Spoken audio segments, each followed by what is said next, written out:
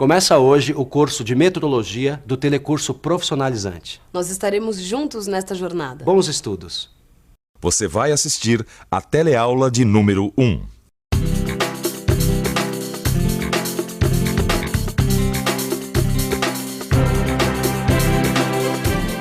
Nesse módulo, você vai entender a importância das medidas para a mecânica. E aqui no meu laboratório, eu vou ter a ajuda do Caio, que é o estagiário que vocês já conhecem. É isso aí. Vim fazer um estágio aqui com a Sofia, que é uma ótima técnica em metrologia. E a metrologia é muito importante para a mecânica, porque ela garante o processo de fabricação, cuida dos instrumentos e ela indica os métodos de medição. Nossa, Sofia, eu achei que isso aí fosse mais simples. Tudo isso é para buscar qualidade e garantir uma intercambiabilidade de peças. E peraí, agora eu não entendi nada. Explica isso aí direito, vai. É o seguinte, imagina um carro importado rodando no Brasil e que de repente ele precise de um pistão novo. Se as medidas do pistão fabricado no Brasil não estiverem corretas, ou o pistão não entra no cilindro estrangeiro... Ou então fica folgado, prejudicando o bom funcionamento do motor, não é isso? Exatamente.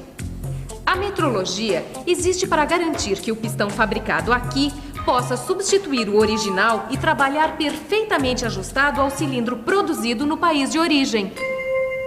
Na teleaula de hoje, você vai saber como se desenvolveu a necessidade de medir com maior exatidão e ainda vai ver como se deu o surgimento do sistema métrico.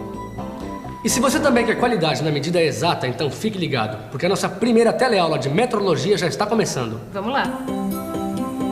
Por favor, vocês poderiam medir o comprimento dessa caixa de fósforo usando o dedo polegar? Vai lá, garotão. Quanto dá? Deu mais que 2 polegares. Muito bem, o senhor agora? Não, deu 2 polegares. E agora vamos medir o comprimento daquele carro usando o palmo. Vamos lá? Vamos lá, vamos lá. Vamos ver o que vai dar? Vai, garotão, você primeiro.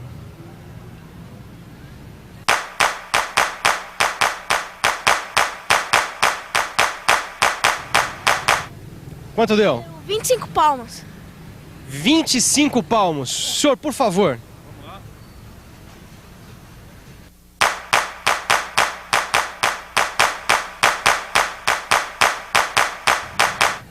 E aí, senhor, quanto deu? Deu 18 palmos. 18 palmos. Agora, para terminar, vamos medir aquela calçada ali com os pés. Vamos lá.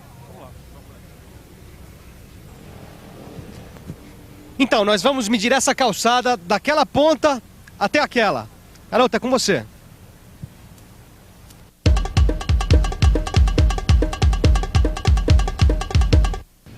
E aí, quanto deu? 25. 25 pés. Senhor, por favor.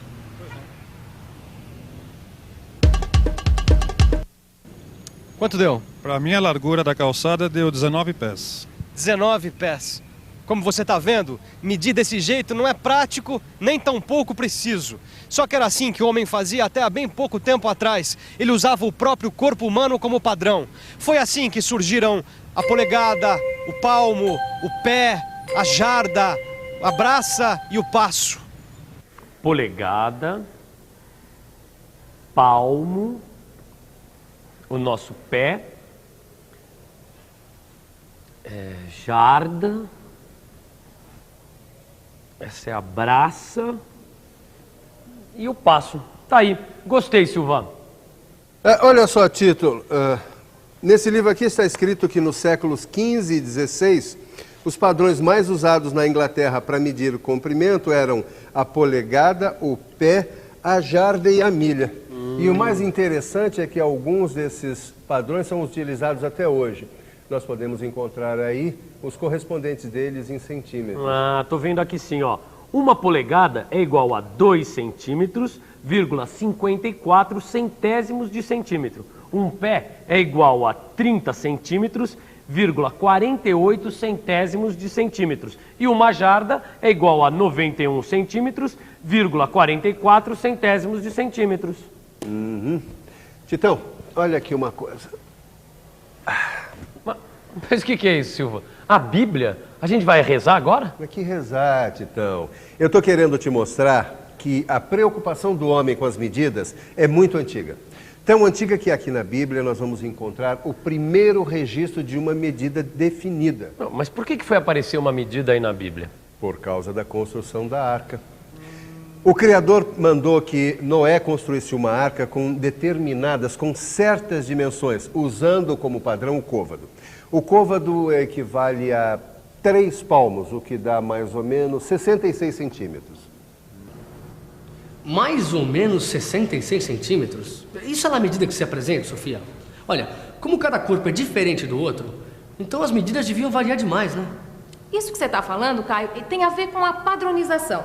Se a medida do corpo varia de uma pessoa para outra, não existe uma medida oficial. Pois é. Tu já imaginaste como é que seria a mecânica sem medidas padronizadas? Isso nem dá para imaginar. Pois é. Os antigos já tinham percebido isso e, de alguma maneira, eles buscaram um jeito de encontrar essa padronização. Por isso, todas essas unidades eram baseadas no corpo do rei e tinham de ser respeitadas por quem realizasse medições naquele reino. O problema é que, se o rei morresse, mudavam todas as medidas, né? Para evitar problemas assim, os antigos egípcios criaram um padrão único para a medida deles, que era o cúbito. O cúbito era igual à distância do cotovelo à ponta do dedo médio. Mas, de novo, o corpo como referência? Só que, desta vez, ao invés do corpo, eles utilizaram barras de pedra com o mesmo comprimento em suas medições. Foi aí que surgiu o cúbito padrão.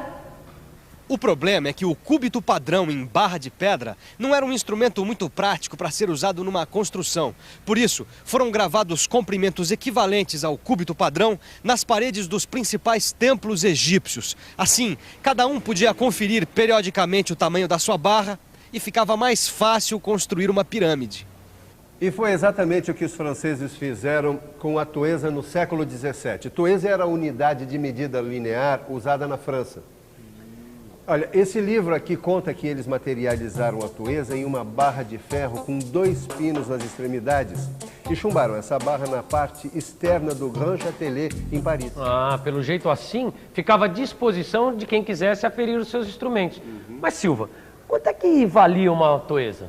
A toesa equivalia a 6 pés, o que dá mais ou menos 182 centímetros e 9 décimos de centímetro. Pelo jeito, desde aquela época, os franceses sacaram a importância de se ter uma medida padrão. Aí pegaram e chumbaram a barra na parede. Pois é, e nem assim eles resolveram o problema.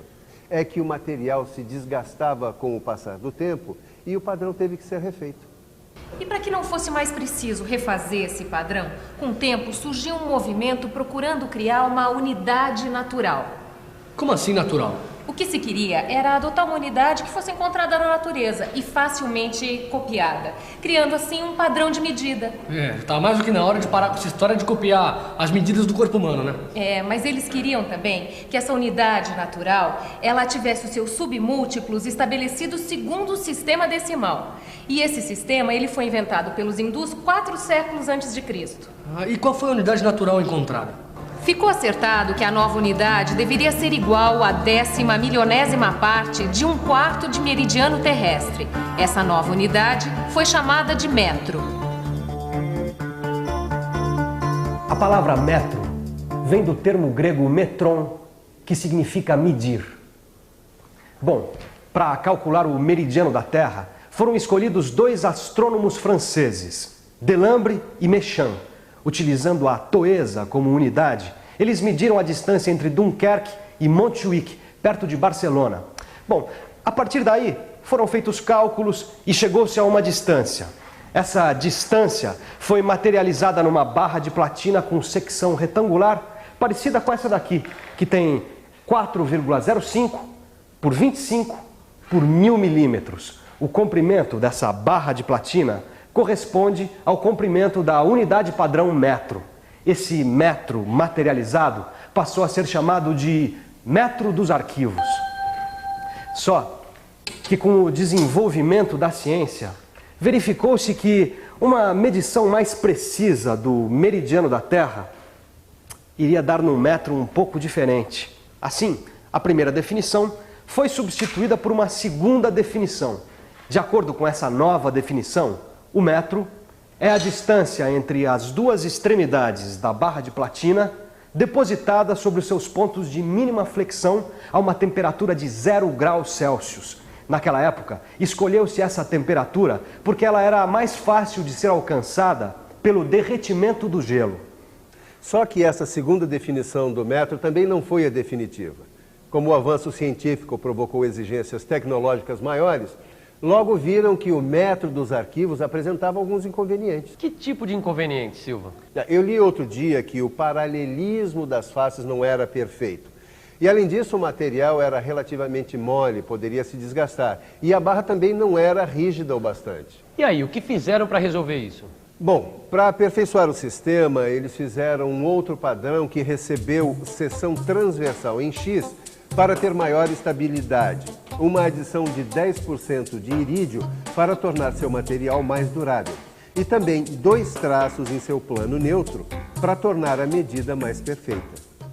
Olha aqui, Silva. Aqui tem a terceira definição de metro, que é de 1889. Ó, tá escrito assim: o metro é a distância entre os eixos de 2 traços principais marcados na superfície neutra do padrão internacional depositado no Bureau International de Poids et Mesures, na temperatura de 0 graus Celsius e sob uma pressão atmosférica de 760 milímetros de mercúrio e apoiado sobre os seus pontos de mínima flexão.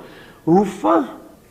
Como você viu, Titão, naquela época a temperatura de 0 graus Celsius continuava servindo para definir o padrão de metro. Bom, e hoje em dia, essa temperatura continua servindo como referência?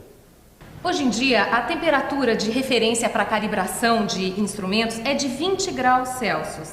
É nessa temperatura que o metro utilizado em laboratório de metrologia, ele tem o mesmo comprimento do padrão encontrado em Sèvres, na temperatura de 0 graus Celsius. Ah, e como o 0 grau continua servindo como referência, então parece que finalmente chegaram a uma definição de metro, né? Não é bem assim, Caio. A partir de 1889 ocorreram outras modificações. Hoje o padrão em vigor no Brasil, ele é recomendado pelo Inmetro e é baseado na velocidade da luz. Na velocidade da luz? Nossa! Mas vem cá, o que é Inmetro, hein? Inmetro é o Instituto Nacional de Metrologia, Normalização e Qualidade Industrial. Ele é um órgão muito importante para a mecânica. E adotou o metro como sendo o comprimento do trajeto percorrido pela luz no vácuo, durante o intervalo de tempo de 1, dividido por 299.792.458 avos do segundo.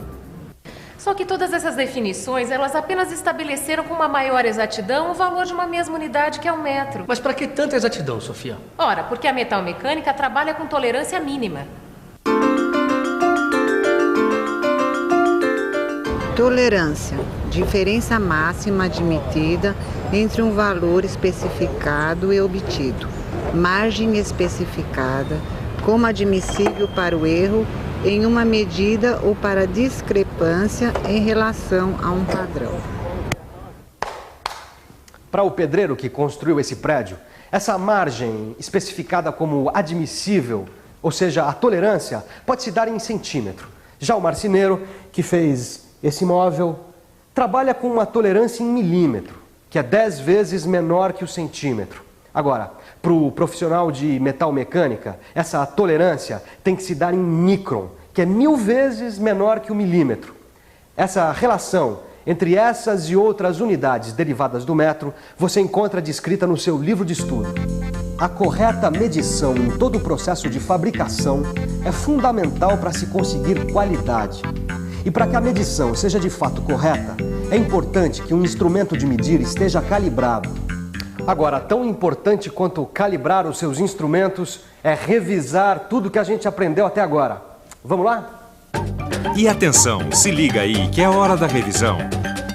Nesta primeira teleaula do módulo de metrologia, você aprendeu que antigamente as medidas se baseavam no corpo humano e que mais tarde foi adotada uma unidade natural que podia ser facilmente copiada. Essa unidade foi chamada de metro e recebeu diversas definições, como você pôde acompanhar.